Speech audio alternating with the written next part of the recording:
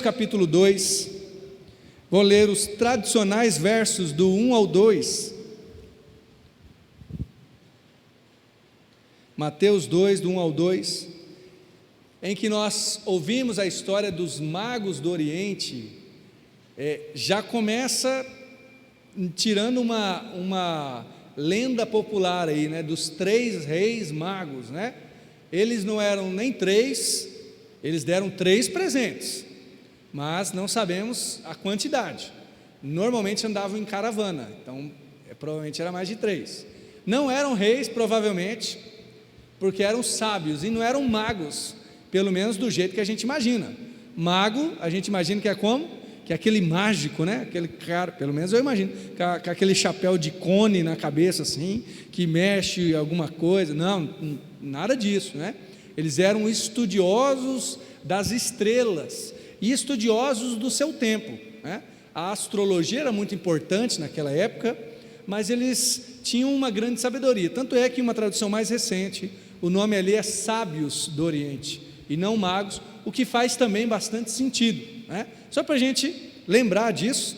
E aí nós lemos o texto: tendo nascido Jesus em Belém da Judéia, no tempo do rei Herodes, eis que uns magos vieram do Oriente a Jerusalém e perguntaram: onde está aquele que é nascido rei dos judeus?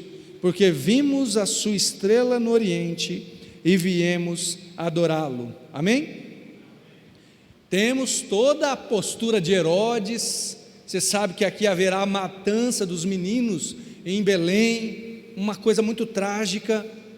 Mas quero refletir hoje, irmãos, sobre este nascimento de Jesus na perspectiva dos sábios do Oriente. Ou seja, quem era esse menino Deus que é adorado pelos sábios, e o que a adoração específica deles nos revela sobre Jesus, ou coloca vamos dizer assim, concorda com o restante das Escrituras. Ou seja, diante da postura de sábios do Oriente, que vêm em caravana, falar com Jesus, na verdade, com os pais de Jesus, ver Jesus, né? O que nós aprendemos de Jesus? Primeira coisa que eu vejo aqui é que Jesus é uma bênção para todas as famílias da terra. E por que eu digo isso? Porque se você lembra bem, este foi o chamado de Deus a Abraão. Abraão, Gênesis 12, sai da tua terra, da tua parentela, vai para o lugar onde te mostrarei. Em ti serão benditas todas as famílias da terra. Na verdade, Abraão seria um divisor de águas. Abençoarei os que te abençoarem e amaldiçoarei os que te amaldiçoarem. E agora nós vemos aquele menino, provavelmente não é um recém-nascido de dias, mas um recém-nascido de alguns meses, possivelmente. Nós temos alguns indícios, porque os sábios seguem a estrela, então provavelmente não foi 2 ou 3 dias de andança. Se eles eram do Oriente, de onde que eles eram, aliás? Não sabemos, né? Alguns vão sugerir que eram da Pérsia, o que é ser Oriente para Israel? O que tem mais para lá, né? Talvez a Pérsia ali, que hoje seria o Iraque, alguma região assim. Não sabemos de fato o paradeiro deles, mas não era uma andança de 2 ou 3 dias, né? Não era apenas isso. E o rei Herodes manda matar as crianças com menos de 2 anos, os meninos. Portanto, há um indício aí que havia este cálculo, né? Possivelmente nasceu aí de 2 anos para baixo. Então já havia passado um tempo. Mas o incrível aqui é que estes sábios estavam estudando as estrelas. Alguns dizem que havia uma promessa lá de Daniel ou algo do tipo, mas em especial eles não eram judeus, eles eram de outros povos, e eles vão adorar a Jesus, porque em Jesus está se cumprindo a profecia ou a promessa de Deus feita a Abraão: em ti serão benditas todas as famílias da terra. Agora todos os povos da terra podem se achegar a Deus através de Jesus. Jesus é o cumprimento do que Abraão não foi. Aliás, né, eu comentei a respeito da genealogia de Jesus aqui há alguns domingos. Jesus é o cumprimento do que Adão não foi, do que Abraão não foi, do que Moisés não foi. Não foi em sua completude.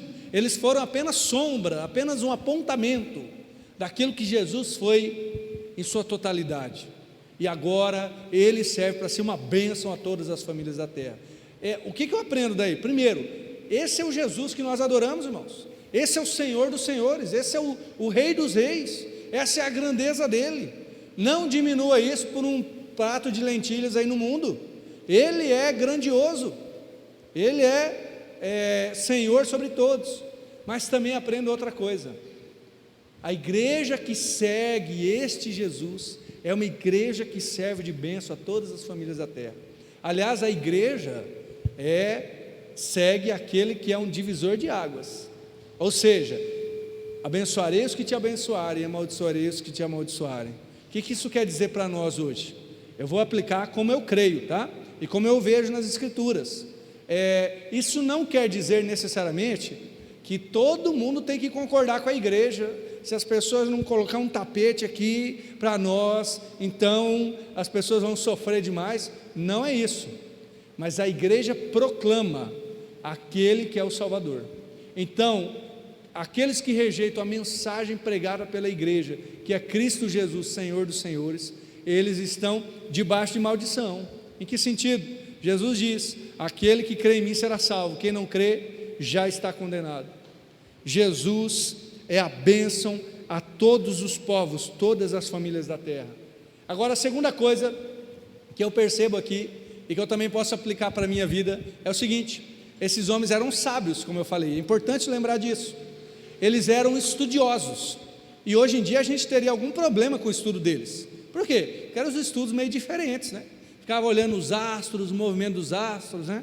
Agora, uma curiosidade muito interessante, irmãos: há registros de movimento no céu, né? Movimentos planetários, que hoje em dia alguns cientistas fazem cálculos. Eu já vi alguns dados assim, e eles falam: olha, aquela estrela passou aqui em tal ano. Então eles vão correr atrás de registro de povos do Oriente ali, chineses, persas, e veem que esses estudiosos já registraram, e bate o que esse cientista pensa. É um tanto quanto interessante. Independente do modo de estudo deles, eles eram sábios à maneira deles. Agora pensa que a sabedoria deles, que provavelmente não foi só o estudo deles mesmos, provavelmente esses sábios receberam, e é assim que a sabedoria se comporta, receberam o estudo dos seus pais, ou dos seus professores, que receberam de outros. Provavelmente já haveria toda uma tradição de estudo, e essa tradição de estudo levou eles aonde? Levou eles aos pés de Jesus. Olha que interessante. No fim, toda verdadeira sabedoria leva a Cristo.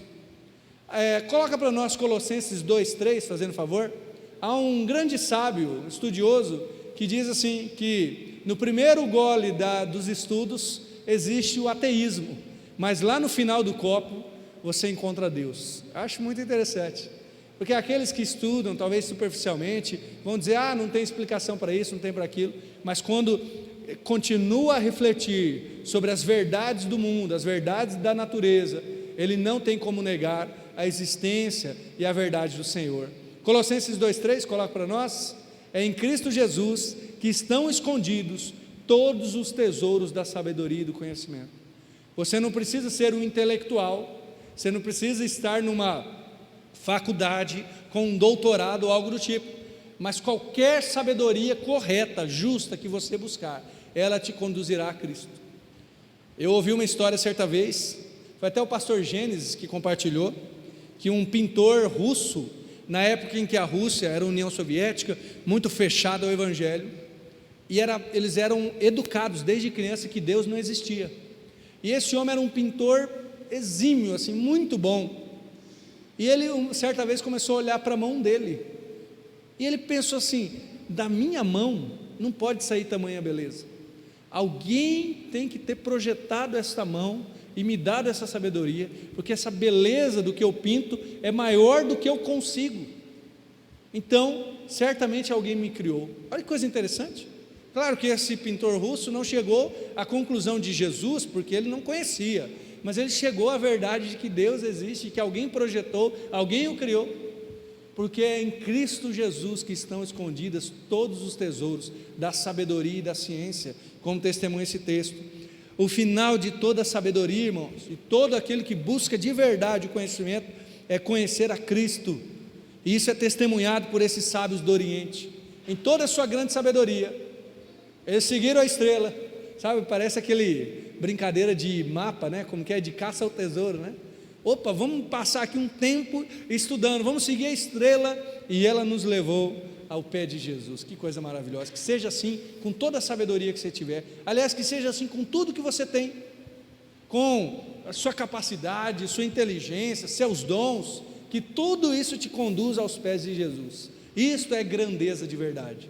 A terceira coisa é que Jesus é indicado, isso é tão interessante também, ele é indicado pelos sábios por meio de uma estrela, né?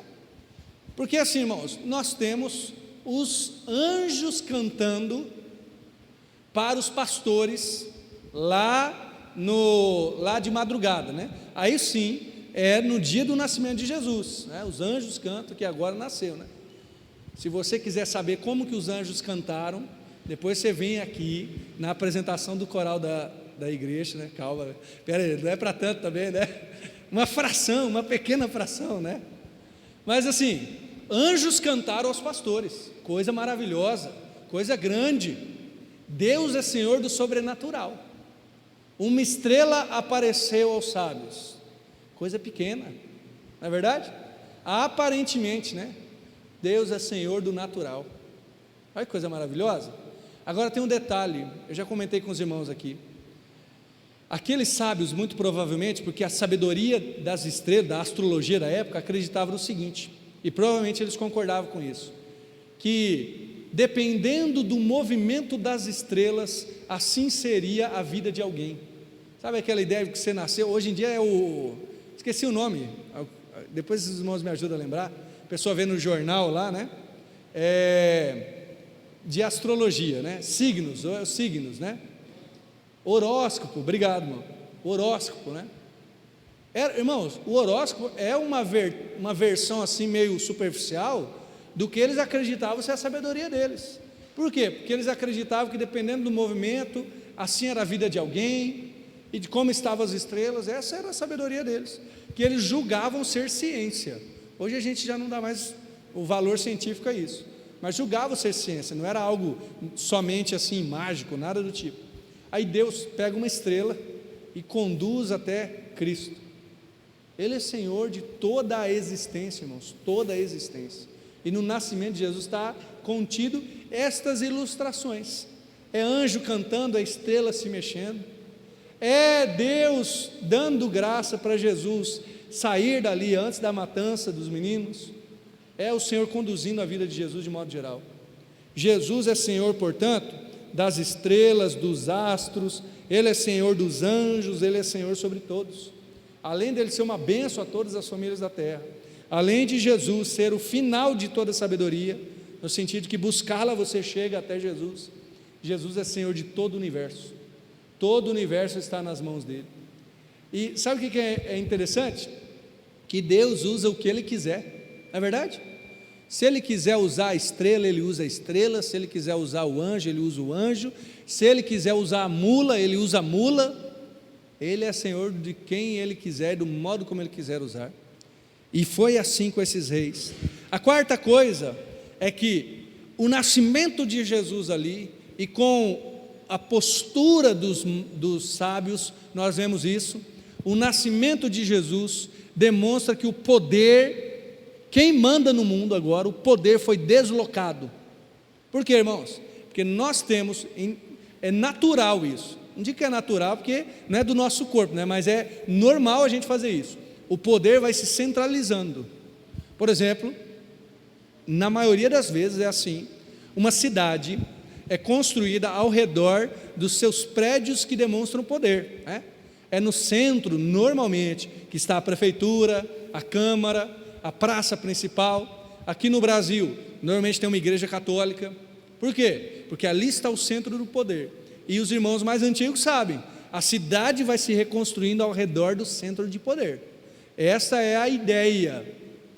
Não era diferente lá naquela época. Onde estava o centro de poder dos judeus? Em Jerusalém. Aí onde que os sábios vão? Vão para Jerusalém, ué. É lá que vai nascer o rei, é aqui que o poder reside. Mas o poder de Deus, que é o verdadeiro poder, não estava em Jerusalém. Estava onde? Em Belém. Lembrando daquela grande profecia de Miqueias, né? Tu, Belém, Efrata, posto que é das menores, né? Em Judá, mas é dali que virá o rei. O poder foi deslocado. E alguém já disse, né, que naquela manjedoura, que não era nem um berço, né? Naquela manjedoura estava contido o que valia mais do que o mundo todo.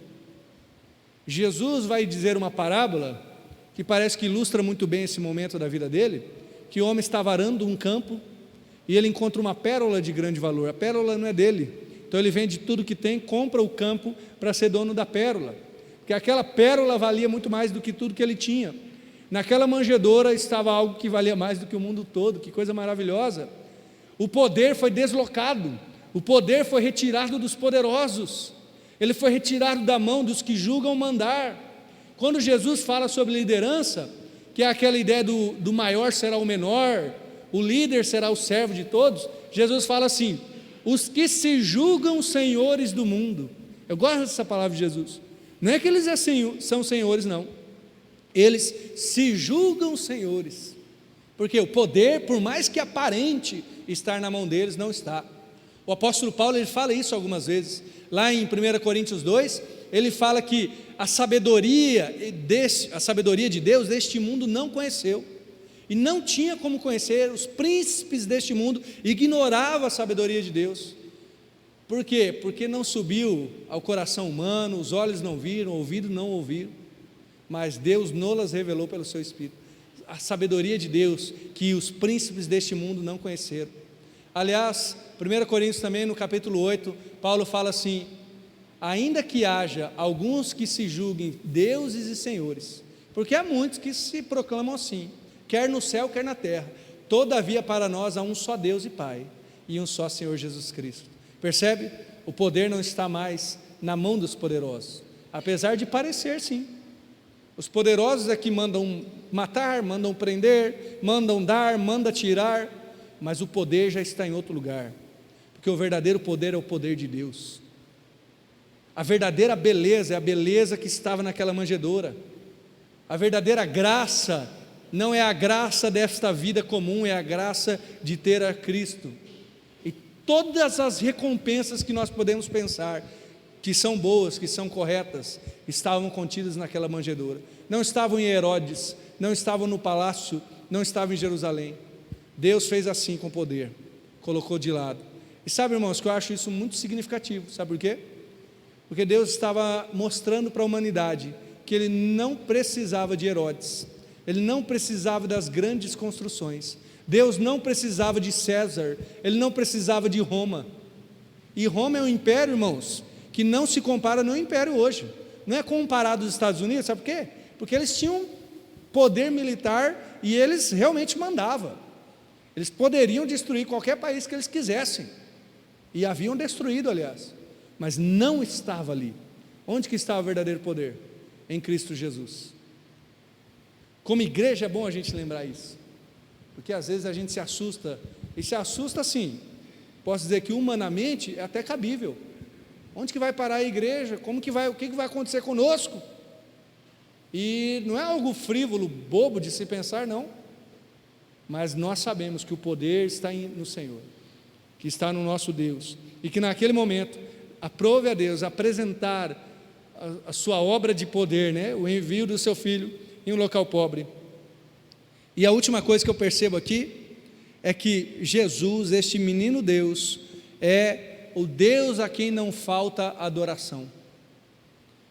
A gente julga às vezes que é uma crise de servos do Senhor, porque outra coisa que nos persegue, além da perseguição, da tribulação, do infringir medo e morte à igreja, é a gente pensar: mas Senhor, será que vão te adorar mesmo?